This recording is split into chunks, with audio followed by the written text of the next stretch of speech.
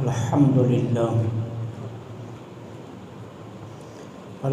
لله وكفى ذي المجد والأولى خالق الأرض والسماء هو الذي يصورنا في الأرحام كيف يشاء خصوصا على سيد الأنبياء عظيم الرجا عميم الجود والعطاء ما في الذنوب والخطا شفيعنا إلى الله يوم الجزاء در الله المكنون سر الله المحزون عالم ما كان وما يكون نور الأفئدة والعيون سرور القلب المحزون سيدنا ومولانا محمدا عبده ورسوله أما بعد فأعوذ بالله من الشيطان الرجيم بسم الله الرحمن الرحيم يا أيتها النفس المطمئنة ارجعي إلى ربك راضية مرضية فادخلي في عبادي وادخلي جنتي آمنت بالله صدق الله العظيم وصدق رسوله النبي الكريم الأمين ونحن على ذلك لمن الشاهدين والشاكرين والحمد لله رب العالمين مولاي صل وسلم دائما أبدا على حبيبك خير الخلق كلهم محمد سيد الكونين والثقلين والفريقين من عرب ومن عجم مولاي صل وسلم دائما أبدا على حبيبك خير الخلق كلهم فإن من جودك الدنيا وذرتها ومن علومك علم اللوح والقلم مولاي صل وسلم دائما أبدا على حبيبك خير الخلق كلهم رضيت بالله ربا وبالإسلام دينا وبمحمد صلى الله عليه وسلم نبيا ورسولا بلغ الأولى بكماله كشف الدجى بجماله حسنت جميع خصاله صلوا عليه وآله وأصحابه وسلموا تسلیما کثیرا کثیرا کثیرا تمام تعریفیں اللہ رب العالمین جل سبحانہ و تعالی کے لیے خاص ہیں، جو ہم سب کا مالک بھی ہے اور ہمارا خالق بھی، وہی معبود حقیقی ہے، وہ وحدہ لا شریک ہے، کوئی اس کا شریک نہیں۔ سجدہ صرف اور صرف میرے اللہ کی ذات کے لیے جائز ہے، میرے اللہ کے علاوہ کسی اور کے لیے سجدہ جائز نہیں ہے۔ کائنات ارض و سما کے ہر ذرے کے بدلے میں تا قیام قیامت اربوں خربوں کے حساب سے درود و سلام آقا نامدار مدنی تاجدار فخر دو عالم امام الانبیاء خاتم المرسلین سرکار مدینہ راحت قلب و سینہ صلی اللہ علیہ وآلہ وسلم کی ذات پاک پر کہ جن کے صدقے میں اللہ جل سبحانہ و تعالی نے ہمیں اپنی لاتعداد نعمتوں سے مالا مال فرمایا۔ ذی وقار محترم اور محتشم سامعین،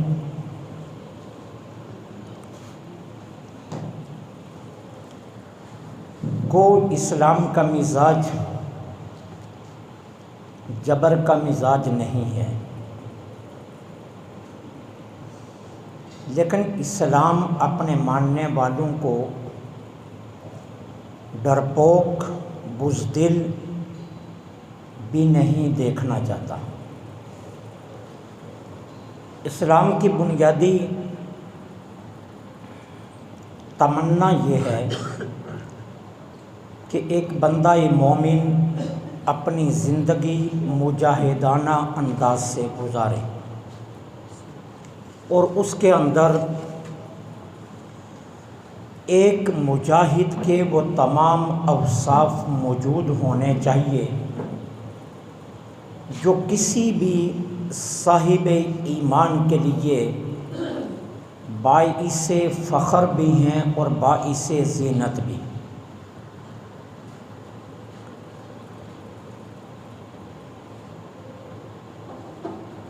یہ بات درست ہے، اس میں کوئی شک نہیں ہے کہ امت کے اندر جتنی دیر تک جہاد کا درس کار فرما رہا، مسلمان ساری دنیا میں سر اٹھا کر جیے، اور جب ملت کے اندر سے جذبہ جہاد سرد پڑ گیا اور ہمارا نوجوان لہو لعب کا شکار ہو گیا اور ہماری اسلامی تاریخ سے مسلمان فاتحین کے زندگی کے حالات نکال دیے گئے، تو امت کا ہر دن کمزوری والا دن ثابت ہوا۔ اب نتیجہ آپ کے سامنے ہے۔ اس وقت دنیا میں کوئی بھی ایسا مقام نہیں ہے جہاں ملت کفر کو رسوائی کا سامنا ہو، جہاں کہیں بھی ظلم ہو رہا ہے، بربریت ہو رہی ہے، درندگی ہو رہی ہے، وہ مسلمانوں کے ساتھ ہو رہی۔ سرزمین عراق ہو یا افغانستان ہو، برما ہو، بوسنیا ہو، چیچنیا ہو، فلسطین ہو یا کشمیر ہو، تاریخ کا ہر ورق آپ کو بتلائے گا کہ اس وقت پوری دنیا پر ملت کفر یکجا ہو کر مسلمانوں کو مٹانے کے در پہ ہے، اور ہر دن مسلمان کمزور ڈرپوک ہوتے جا رہے ہیں۔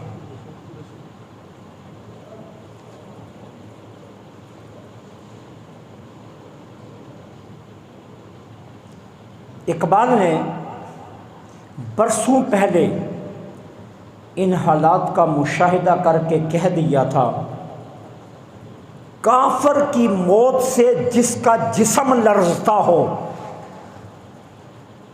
کافر کی موت سے جس کا جسم لرزتا ہو، کون اسے کہے کہ مسلمان کی موت مر۔ اقبال نے تو برسوں پہلے کہہ دیا تھا۔ ایک وقت آئے گا مسلمان اتنا کمزور ہو جائے گا کہ یہ تو کافر کی موت سے اس کا جسم لرزے گا، اور آج حالات وہی ہیں۔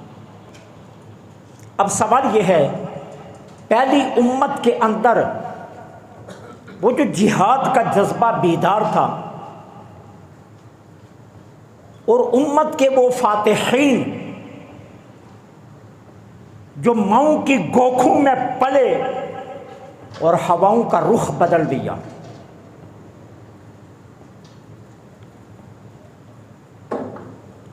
جنہوں نے سمندروں کی طغیانی سے باتیں کی اور دریاؤں کے اوپر پیادل چل کر اسلام کے پرچم کو بلند کیا، وہ فاتحین، وہ مجاہدین آخر پیدا کیسے ہوئے؟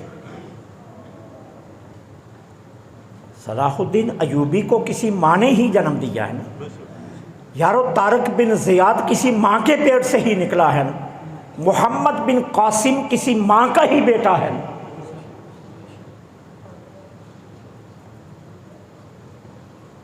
یہ کیسے پیدا ہوئے؟ ان کے پیدائش کے پیچھے جو حقیقت کار فرما تھی وہ یہ تھی کہ امام زین العابدین علیہ السلام فرماتے ہیں، ہم اہل بیت کے گھروں میں،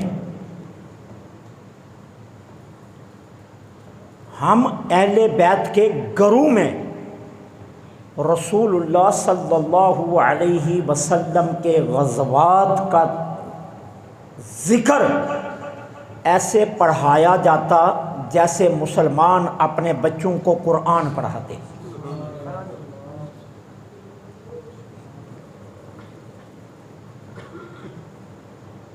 لہٰذا جب نبی رحمت صلی اللہ علیہ وسلم کے غزوات کا تذکرہ ہم اپنی نوجوان نسل کے سامنے رکھیں، صحابہ کی جان نثاری اور اس جان نثاری کے اوپر ملنے والے انعامات کا تذکرہ جب ہم اپنی امت کے جوانوں کو سنائیں گے تو پھر ہمارے گھروں سے محمد بن قاسم، طارق بن زیاد، صلاح الدین ایوبی جیسے لوگ نکلیں گے۔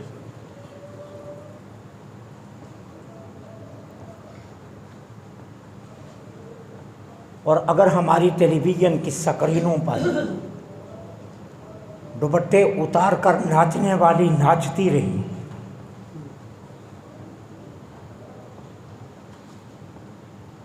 اور ہمارے گھروں میں موسیقی پر رقص قائم رہا،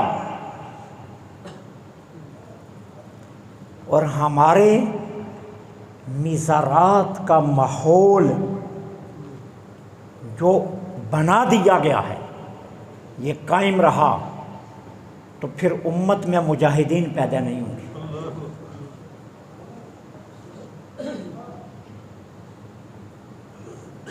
مجھے بتائیے، لال شہباز قلندر رحمۃ اللہ علیہ نے اپنی ساری زندگی کبھی ڈھول بجایا؟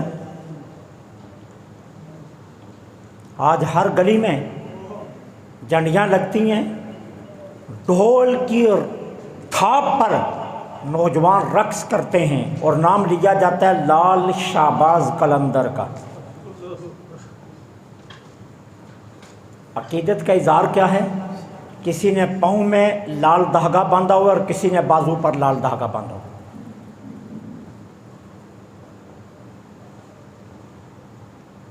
حالانکہ بیچارے اتنے یتیم ہیں، انہیں پتہ نہیں ہے کہ لفظ لال ہے ہی نہیں، وہ لعل لفظ ہے، لام عین اور لام ہے، جس کا مطلب ہوتا ہے موتی،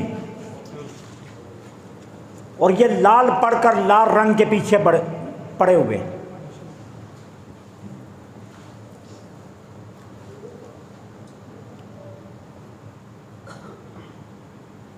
پھر امت میں فاتحین کہاں سے آئیں گے؟ ہم نے کردار سازی کرنی ہے،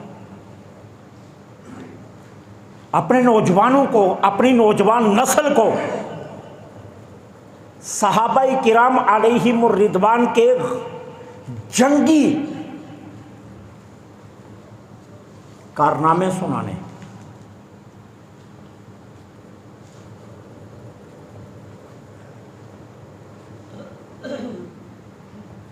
شجاعت، بہادری، جان بازی، دلیری، یہ مومن کے اوصاف ہیں۔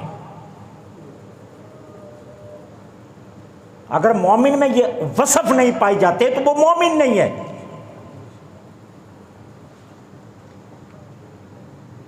وہ بھی کوئی مومن ہے جو پولیس کا ڈنڈا دیکھ کر کانپنے لگے؟ نہیں، مومن وہ ہے کہ چٹان بھی گرتی ہو تو وہ وہیں کھڑا رہ کر اپنے ہاتھ سے تھام لے۔ مومن اس کو کہتے ہیں۔ ہم نے اپنی نسل کو ڈرپوک بنا دی، ہم نے آنے والے نوجوانوں کے اندر رقص بھر دیا، اور دنیا کفر ہماری کمزوری کو سمجھ کر جب جی چاہتا ہے ہمیں مارنے کے لیے بھاگ آتے ہیں۔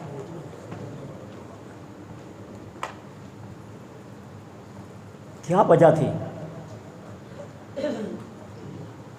کہ مسلمانوں پر حملہ کرنے سے پہلے کافر 1000 مرتبہ سوچا کرتا تھا، اور اگر بغیر کسی وجہ کے بھی کوئی کافروں کو کہہ دیتا نا عمر بن خطاب آ رہا ہے، تو یقین جانیے ان کے پیشاب نکل جایا کرتے تھے۔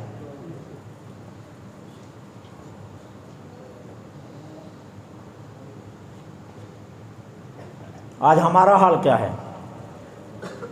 ہاں ہاں ہاں، وائے ناکامی متاح کارواں جاتا رہا، کارواں کے دل سے عیسیٰ سے زیاں جاتا رہا۔ آج ہم اپنی امت کے مقدمات، مسلمانوں کے مقدمات کافروں کے پاس فیصلے کے لیے لے کر جا رہے ہیں۔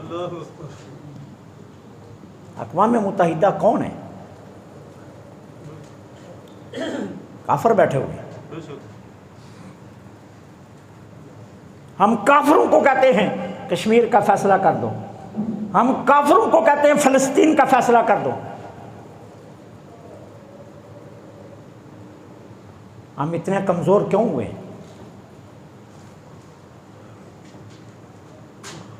اللہ اکبر کبیرہ۔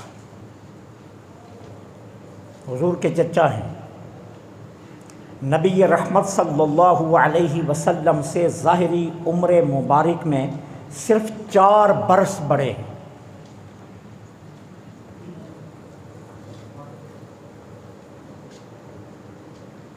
صرف 4 سال بڑے۔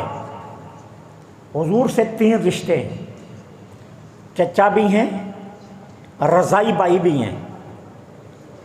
حضرت صوبیہ کا دودھ حضور نے بھی پیا اور حضرت امیر حمزہ نے بھی پیا،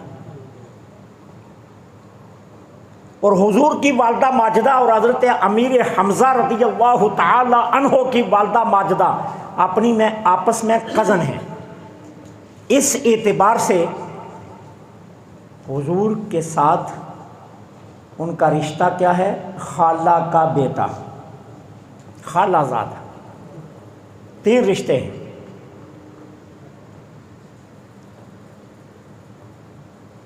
بعثت کے دوسرے سال اسلام قبول کیا۔ اسلام قبول کرنے کا بھی انوکھا واقعہ ہے۔ یہ شکار کے شوقین تھے، شکار کرنے گئے ہوئے تھے۔ میرے آقا کریم اپنے کاشانہ نبوت سے نکلے، حرم پاک کی طرف آ رہے تھے۔ راستے میں ابو جال سے ٹاکرا ہو گیا۔ ابو جال نے میرے آقا کریم پر تشدد کیا، کیونکہ یہ متشدد گروہ کا سرغنہ تھا۔ اس نے سرکار علیہ الصلاۃ والسلام پر تشدد کیا۔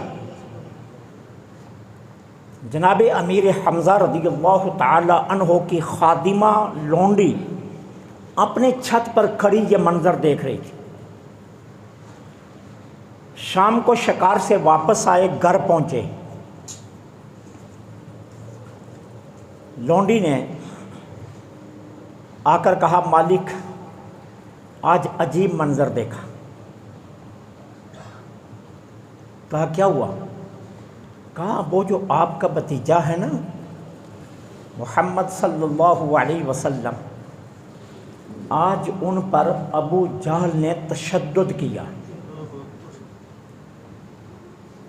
جو شکار لائے تھے اس کو چھوڑ دیا، گھر میں گھر والوں کے سپرد کیا، کمان اٹھائی، گلیوں میں ڈھونڈتے ہوئے ابو جہل کو نکلے، پتہ چلا حرم میں بیٹھا ہے، آگے حرم میں خانہ کعبے کی دیوار کے ساتھ ٹیک لگا کر بیٹھا ہوا تھا۔ واقعہ کی انکواری نہیں کی، آتے ہی کمان پورے زور سے اس کے سر پر ماری اور اس کا سر پھوڑ دیا۔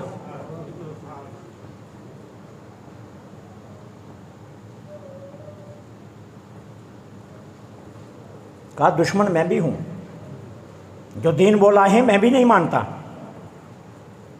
لیکن یاد رکھ میرا بھتیجا ہے، اس کے لیے میرے دل میں آج بھی ہمدردی موجود ہے۔ تیری جرأت کہ میرے ہوتے ہوئے تو ان پر ہاتھ اٹھائے، حالانکہ یہ بھائی ہے۔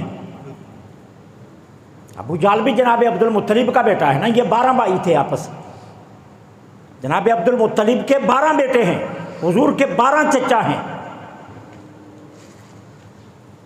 حضور کے والد گرامی کو نکالیں تو پھر پیچھے 11 رہ جاتے، 11 چچا ہیں حضور کے۔ کہا تیری جرأت ان پر تشدد کرے، یہ برداشت نہیں ہوتا۔ جوش میں آگے کافر بیٹھے ہوئے تھے، کافروں کے سامنے اونچی آواز سے کلمہ پڑھا، کہا جاؤ مسلمان ہو گیا ہوں، اب ہاتھ لگا کر دیکھو۔ وہیں کلمہ پڑھ لیا اور کلمہ پڑھ کر کہا اب میں مسلمان ہو گیا ہوں، سارے مکہ والوں کو بتا دو کسی میں جرأت ہے تو اب میرے بھتیجے کو ہاتھ لگا کر دکھائے۔ ایک لمحہ پہلے وہ بھتیجا تھا، آج کے بعد وہ میرا آقا ہے، اب بھتیجا نہیں رہا، اب وہ میرا آقا ہے، میں ان کا غلام ہوں۔ اب کسی کی جرأت ہے تو ہاتھ لگا کر دکھائے۔ سیدھے حضور کے پاس آئے، میں نے آپ کا کلمہ پڑھ لیا، اور صرف کلمہ نہیں پڑھا، ابو جہل سے آپ کا بدلہ بھی لے آیا، میں نے اس کا سر پھوڑ دیا ہے۔ میرے آقا کریم نے سینے سے لگایا، فرمایا اگر صرف سر پھوڑ کر آتے مجھے اتنی خوشی نہ ہوتی جتنی خوشی تمہارے کلمہ پڑھنے کی مجھے ہوئی۔ پھر ساری زندگی حضور کے ساتھ رہے۔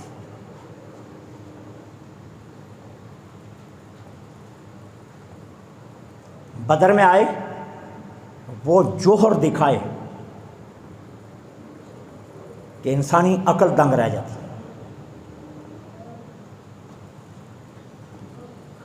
عتبہ، شیبہ اور ربیہ، یہ مکہ کے 3 بڑے سردار تھے جو بدر میں آئے تھے۔ جب بدر کی جنگ شروع ہوئی تو سب سے پہلے یہ تینوں آئے، سرکار نے ان کے مقابلے میں 3 انصاری صحابی بھیجے، کہنے لگے ہم ان سے نہیں لڑتے، یہ ہمارے پائے کے نہیں ہیں، ہم ان سے نہیں لڑتے، ہمارے پائے کے بندے بھیجو۔ حضور سے کہنے لگے، سرکار نے حضرت امیر حمزہ، حضرت علی المرتضیٰ کو بھیجا، ایک کو حضرت علی نے واصل جہنم کیا، 2 کو حضرت امیر حمزہ نے مارا۔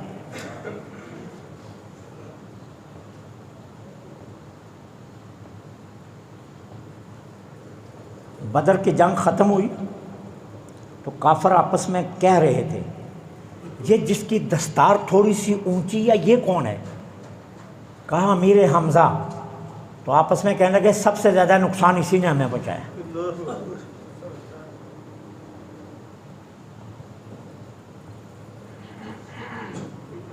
ایمان قبول کرنے کے بعد پھر کسی کی جرأت نہیں ہوئی حضور کی طرف بری نظر اٹھا کر دیکھ سکتا۔ اللہ نے شجاعت، جواں مردی، جاں بازی، جان نثاری کے وہ وصف دیے تھے 35 کلو کی 2 تلواریں ہر وقت اپنے ہاتھ میں رکھتے تھے، 70 کلو وزن اٹھا کر رکھتے تھے، اور سارے مجاہد ایک ہاتھ سے لڑتے تھے، امیر حمزہ دونوں ہاتھوں سے لڑا کرتے تھے۔ کوئی دائیں طرف سے آیا پھر بھی وار لگاتے تھے، بائیں سے آ جاتا پھر بھی وار لگا دیتے تھے، اور کافر حیران تھے کہ نہ اس کا دائیں کا وار چوکتا ہے نہ بائیں کا چوکتا ہے۔ 35 کلو کی تلواریں تھی آپ کی، 70 کلو وزن اٹھا کر اپنے ہاتھوں میں رکھتے تھے۔ یہ مسلمان کے وصف ہے۔ ایک مومن کی زندگی اتنی ہی مجاہدانہ ہونی چاہیے۔ ہم نے تو اپنے بچوں کو سانپ بچھو سے ڈرا ڈرا کر ڈرپوک بنا دیا ہے۔ جن قوموں میں امیر حمزہ رضی اللہ تعالی عنہ کا، عمر بن خطاب جیسے لوگوں کا، صلاح الدین ایوبی جیسے لوگوں کا تذکرہ قائم رہا، مائیں اس وقت مجاہد پیدا کرتی رہی، اور جب ہم نے ماؤں کو رقص و سرور پر لگا دیا،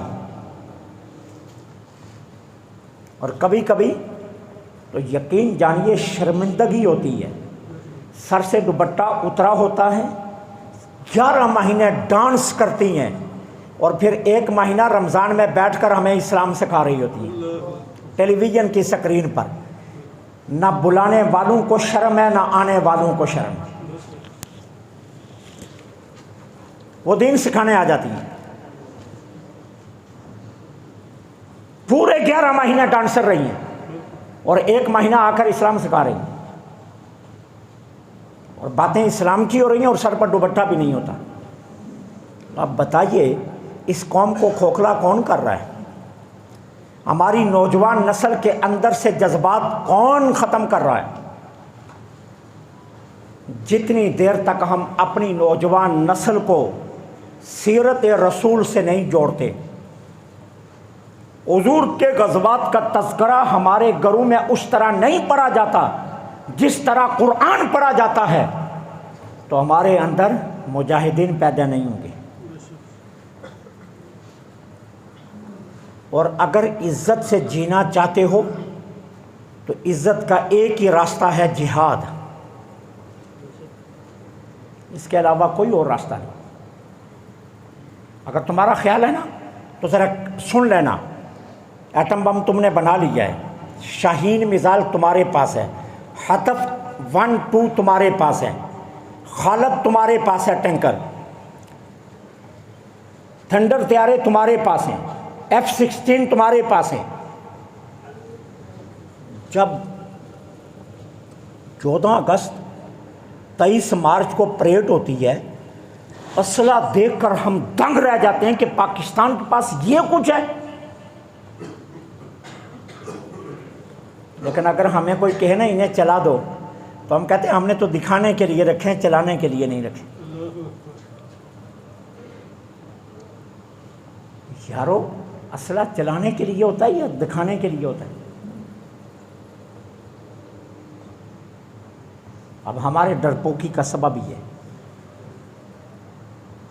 ہماری نوجوان نسل کے اندر سے جو حقیقی مومنانہ مزاج ہونا چاہیے، وہ مزاج اس لیے پیدا نہیں ہو سکا کہ ہم نے اپنی نسل کا رشتہ اپنے آقا سے توڑ دیا، ہم نے اپنی نسل کا رشتہ فاتحین اسلام سے توڑ دیا، مجاہدین اسلام سے توڑ دیا۔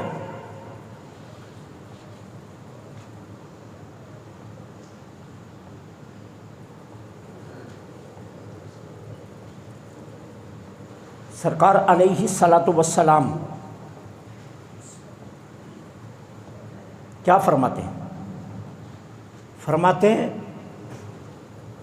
میرے 12 چچاؤں میں سے سب سے بہترین میرا چچا امیر حمزہ ہیں۔ قربانیاں تو حضرت عباس نے بھی بڑی دیں، کم قربانیاں نہیں دیں، حضرت عباس نے بھی محبتیں نچھاور کی ہیں، یہ بھی حضور کے چچا ہیں۔ لیکن جس جوان مردی کا، جس مومنانہ اوصاف کے ساتھ حضرت امیر حمزہ جیے ہیں، وہ حضور کے کسی اور چچے کے ہاں نظر نہیں آتی۔ اور ایک مومن کا مزاج مجاہدانہ ہونا چاہیے. جو پولیس کے ڈنڈے سے ڈر جائے وہ بھی کوئی مومن ہے. جو کافر کی یلغار سے ڈر جائے وہ بھی کوئی مومن ہے. اس کو مومن نہیں کہتے. مومن وہ ہے کہ 313 بے سر و سامان ہوں اور سامنے 1000 کا لشکر بھی آ جائے تو پرواہ نہ ہو. مومن کون ہے؟ احد میں مسلمان 650 تھے اور کافر کتنے آئے؟ 3000. اور سب سے جو طاقتور دستہ تھا اس کی قیادت کون کر رہا تھا؟ کافروں کی طرف سے خالد بن ولید، جو ابھی مسلمان نہیں ہوئے تھے.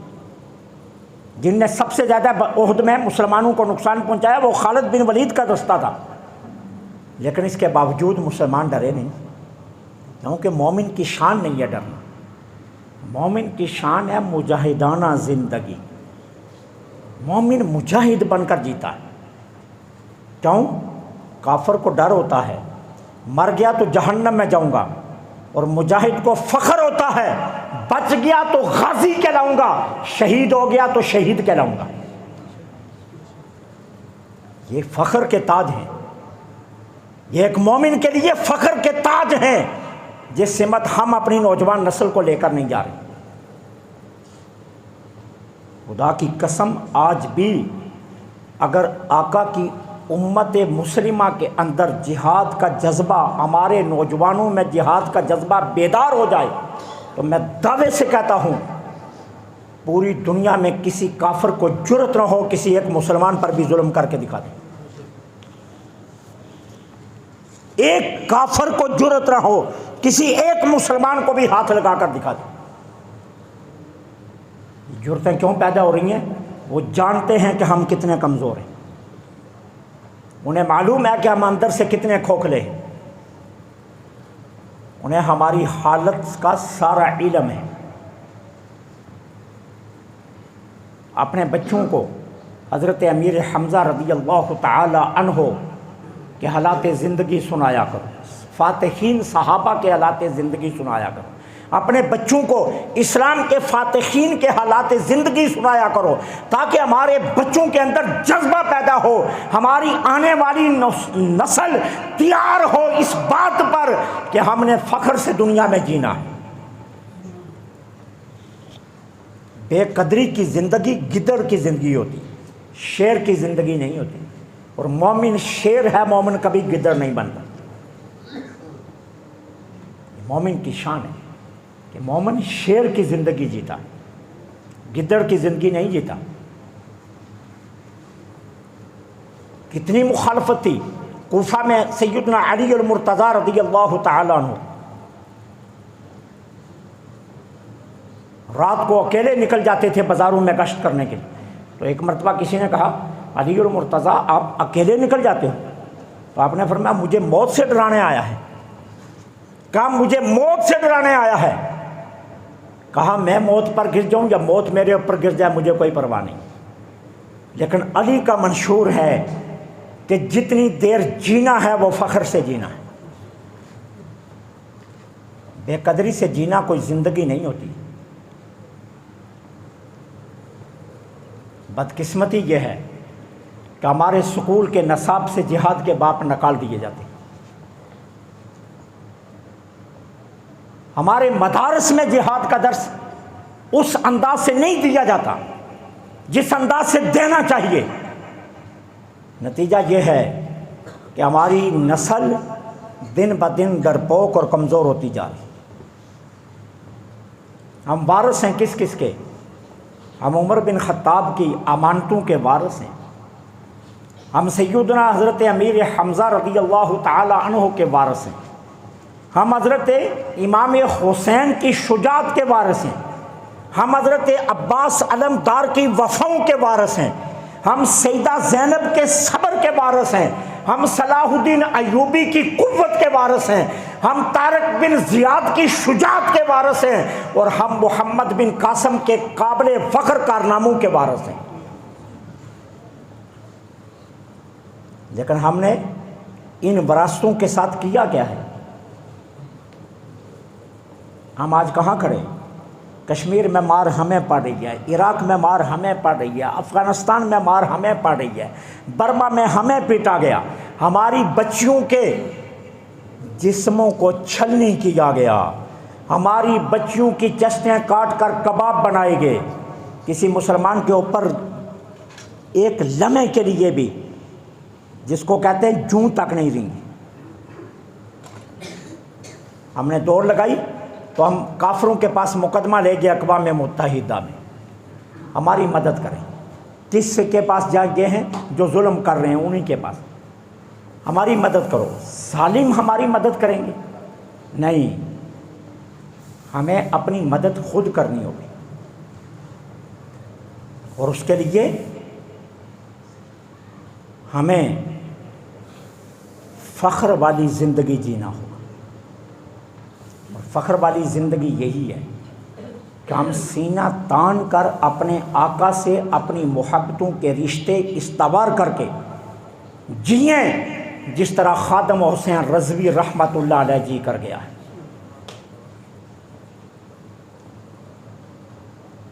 ہمیں یہ زندگی جینا ہو، ہمیں ڈرپوکوں کی زندگی نہیں، ورنہ یاد رکھیے 70 برس بیت چکے ہیں، اور 70 بھی بیت گئے تو کشمیر آزاد نہیں ہوگا۔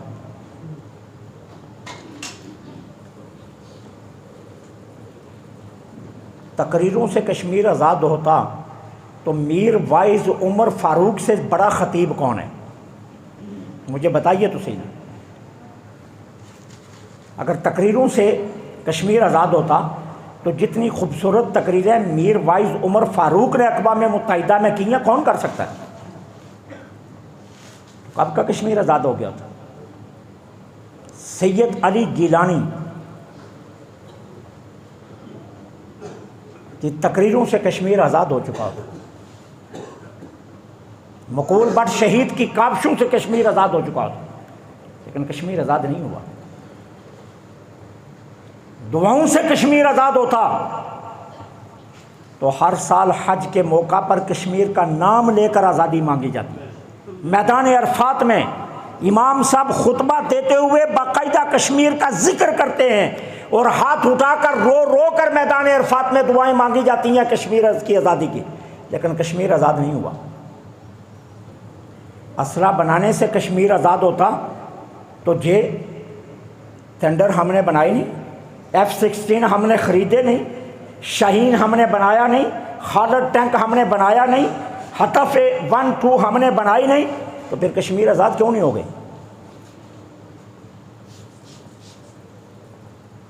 تو کشمیر کو آزاد ہو جانا چاہیے؟ نہیں، یہ ٹیسٹ ہے ہمارا۔ ایک طرف مارتے ہیں، دوسری طرف ہمیں اندر سے کھوکھلا کر رہے ہیں۔ کبھی کوئی چیز لانچ کر رہی ہے، کبھی کوئی چیز لانچ کر رہی ہے، اب 4G آ گیا، 5G آ گیا، فلاں جی آ گیا، فلاں چیز آ گئی، فلاں چیز آ گئی، ہمیں اندر سے کھوکھلا کر رہے ہیں۔ اپنا رشتہ آقا کریم سے مضبوط کرو، اسلام کے مجاہدین کی تاریخ اپنے گھروں میں رکھو، صلاح الدین ایوبی کو پڑھو، محمد بن قاسم کو پڑھو، عمر بن خطاب رضی اللہ تعالیٰ عنہ کو پڑھو، صلاح الدین ایوبی کو پڑھو، بڑے بڑے نامور جو ہمارے فاتحین ہیں ان کی زندگیوں کے مطالعہ کرو، اور مطالعہ کر کے دیکھو کہ ہم کن لوگوں کے وارث ہیں۔ اگر ہم اسی ڈگر پر چلتے رہے جہاں چل رہے ہیں تو یاد رکھیے، آخری بات عرض کرنے لگا، کبھی آپ کسی دکان پر چلے جائیں، مرغی کا گوشت جہاں بکتا ہو، جب ذبح کرنے والا اپنا ہاتھ کسی مرغی کو پکڑنے کے لیے داخل کرتا ہے نا، تو ساری مرغیاں دوڑتی ہیں اور دبک چوں چوں کی آوازیں بلند ہوتی ہیں۔ وہ ایک کو پکڑتا ہے، باہر نکالتا ہے، تو باقی ساری چپ کر کے بیٹھ جاتی ہیں، وہ سمجھتی ہیں یہ ذبح ہو گئی، ہم بچ گئی، لیکن اگلی باری ان میں سے کسی اور کی آ جاتی ہے، کرتے کرتے شام تک ساری ذبح ہو جاتی ہے۔ یہ منظر کبھی جا کر ایک لمحہ دیکھ لیا کرو، آج مت سمجھو فلسطین کو مار پڑ رہی ہے، کشمیر کو مار پڑ رہی ہے۔ اگر ہم اسی طرح بے ضمیر رہے تو خدا نہ کرے ایک دن ہماری باری بھی لگ جائے گی۔ وہ آہستہ آہستہ آ رہا ہے ہمارے حکمرانوں کے ذریعے، کبھی اڈے مانگتا ہے، کبھی کیا کرتا ہے، افغانستان میں ڈیرے لگا رہا ہے، بھارت کو ہمارے سر چڑھا رہا ہے، کبھی کیا کبھی کیا کبھی کیا، کوئی نہ کوئی وہ کام چھیڑ کر رکھتا ہے کہ کسی طریقے سے مجھے پاکستان کے سر پر بیٹھنے کا موقع مل جائے۔ اور جس دن بیٹھ گیا پھر تم کہو گے ہم بھی افغانستان بن گئے، ہم بھی عراق بن گئے، لیکن اس وقت کے رونے کا فائدہ کوئی نہیں۔ اپنے بچوں کا تعلق اپنے آقا سے جوڑو، آنے والی نسل کو مجاہدانہ زندگی دو، آنے والی نسل کو حقیقی معنوں میں مجاہد مسلمان بناؤ، اور سیاست کے شکار ہو کر مسلطوں میں مت پڑو۔ یاد رکھو کسی نون میم شین پی پی ٹی آئی قبر میں کسی نے ہی نہیں آنا، اگر قبر میں آنا ہے تو میرے آقا نے آنا ہے، سوا میرے آقا کے کسی نے نہیں آنا۔ 100 بار بھی عمران خان کو ووٹ دو نا، یہ تمہاری قبر میں نہیں آئے گا، تمہارا جو ووٹ مدینے والے کو جائے گا وہی آئے گا قبر میں۔